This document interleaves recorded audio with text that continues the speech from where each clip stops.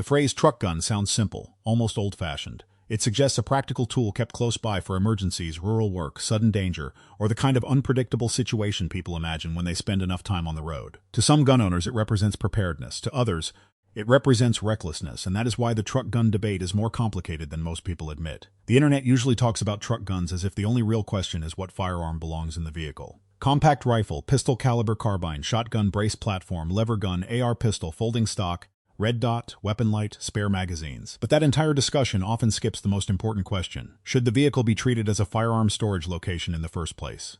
That is the hidden conflict behind every truck gun list. The buyer thinks they are choosing capability. In reality, they are accepting liability. A firearm stored in a vehicle is not just a defensive option. It is also a theft risk, a legal question, a storage challenge, an escalation problem, and a responsibility that follows the owner everywhere the vehicle goes. A gun in a safe at home is protected by layers, walls, locks, routines, and privacy. A gun in a vehicle lives in a far more fragile environment. Windows break, doors get pried, vehicles get stolen, laws change from place to place, heat, moisture, dust, and vibration take their toll. The truck gun promises readiness, but it also creates a new set of risks before any emergency ever happens. That does not mean the idea is automatically foolish. There are people whose lives make the concept more understandable. Farmers, ranchers, rural drivers, people traveling through remote areas, and those who face real animal threats or isolation may have reasons that are different from someone commuting through a dense city. Context matters. A firearm carried in a vehicle for legal, secure, and realistic purposes is not the same thing as a fantasy setup built around internet aesthetics. But this is exactly why the conversation needs more honesty. The best truck gun is not the one with the most firepower. It is the one that makes sense in the owner's real environment, can be secured properly, and does not create more danger than it solves.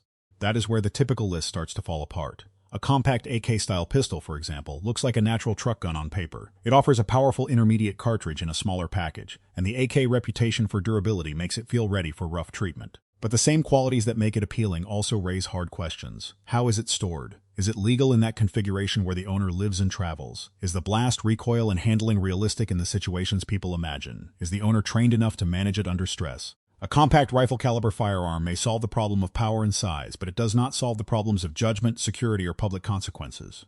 The same tension appears with shotguns. A Benelli M4 or Remington 870 carries an almost mythic reputation. Shotguns are powerful, familiar, and emotionally reassuring. The pump-action shotgun especially has become a symbol of no-nonsense dependability. But a shotgun in a vehicle is not automatically the practical answer people imagine. It is longer, heavier, harder to conceal securely, and often more difficult to manage in tight spaces than its reputation suggests. A 12-gauge can be extremely effective, but it is also loud, heavy recoiling, and demanding. It may be perfect for some rural roles, but excessive or awkward for others. Once again, the gun's strength is real, but so are the complications that come with it. Then there are compact pistol caliber options like the HK SP5K Fluxrator style systems and similar platforms that try to bridge the gap between handgun portability and carbine control. These are appealing because they feel like a smarter compromise. Less recoil than a rifle caliber pistol, more stability than a standard handgun, easier handling, and often better practical accuracy for many shooters. But even here, the hidden issue remains. A premium compact platform does not magically become responsible because it is easier to shoot. It still has to be secured. It still has to comply with the law. It still has to be protected from theft, and the owner still has to ask whether this firearm is actually needed in the vehicle, or whether the vehicle has simply become a rolling storage locker for an expensive object.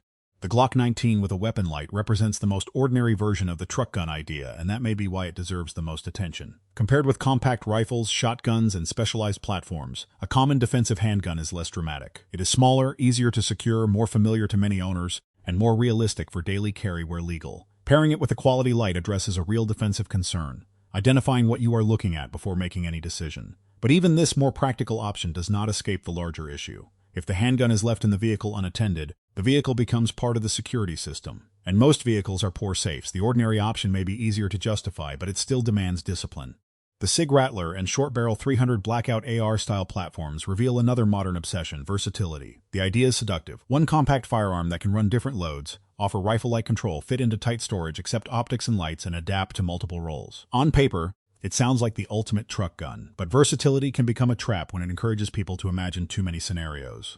A tool that can do many things may also tempt the owner to prepare for problems they are unlikely to face, while neglecting the ones they face every day. Secure storage, legal boundaries, safe handling, conflict avoidance, and theft prevention are not as exciting as a compact rifle with modern accessories, but they matter more often.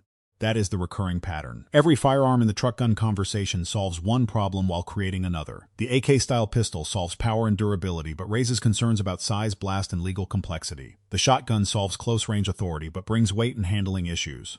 The pistol-caliber carbine solves control but may be expensive and still vulnerable to theft. The common handgun solves portability but can be dangerously easy to leave unsecured. The compact AR solves modularity but can encourage a fantasy version of preparedness. None of these tools are automatically wrong. The problem is treating the firearm as the entire plan. The real plan has to start before the gun enters the vehicle. Where will it be secured? Who has access to the vehicle? What happens when the vehicle is parked at work, a school zone, a government building, a private business with restrictions, or across state lines? What are the local storage and transportation laws? What happens if the vehicle is stolen? What happens if a family member, passenger, valet, mechanic, or unauthorized person enters the vehicle? These are not side questions. These are the core questions. A truck gun that cannot be stored legally and securely is not preparedness. It is a liability waiting for the right mistake.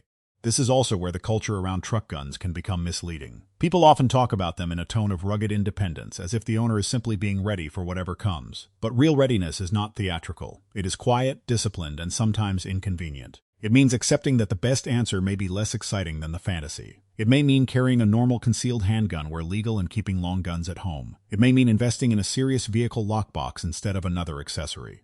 It may mean deciding that the risk of theft outweighs the benefit of having a rifle in the truck. It may mean admitting that the owner's actual life does not require the setup they admire online. The theft issue deserves special attention because it is the part many enthusiasts least want to discuss. Firearms stolen from vehicles are a real concern, and every unsecured gun left in a vehicle has the potential to become someone else's weapon. That changes the moral calculation. The owner may imagine the truck gun as a tool for stopping danger, but if it is stolen, it may contribute to danger instead. This is the uncomfortable truth at the center of the debate. Preparedness is not only about what you can do in an emergency. It is also about what you prevent from happening because of your own choices. A secure firearm is responsible. An unsecured firearm is a risk transferred to everyone else. There is also a legal and social reality that does not show up in gear reviews. A firearm in a vehicle can change how an ordinary encounter is interpreted. A traffic stop, a workplace parking lot issue, a road rage incident, or a misunderstanding can become far more serious when a gun is present. Responsible owners understand that the firearm is not a symbol of confidence. It is a burden of restraint. Having it nearby does not make every problem a defensive problem. In fact, the presence of a firearm should make the owner more cautious, more patient, and more committed to avoiding conflict. If a truck gun makes someone feel more willing to engage, it is doing the opposite of what a defensive tool should do. That is the twist most list-style videos miss. The best truck gun is not defined by caliber, capacity, price, brand reputation, or military pedigree. It is defined by the owner's ability to manage the entire chain of responsibility around it. A person with a modest handgun stored securely and carried legally may be far better prepared than someone with a high-end rifle caliber platform hidden carelessly behind a seat. A person who knows the law, trains realistically, and avoids unnecessary conflict is better prepared than someone who owns the most impressive setup but has never thought beyond the gear. The gun is only one part of the system, and it may not even be the most important part.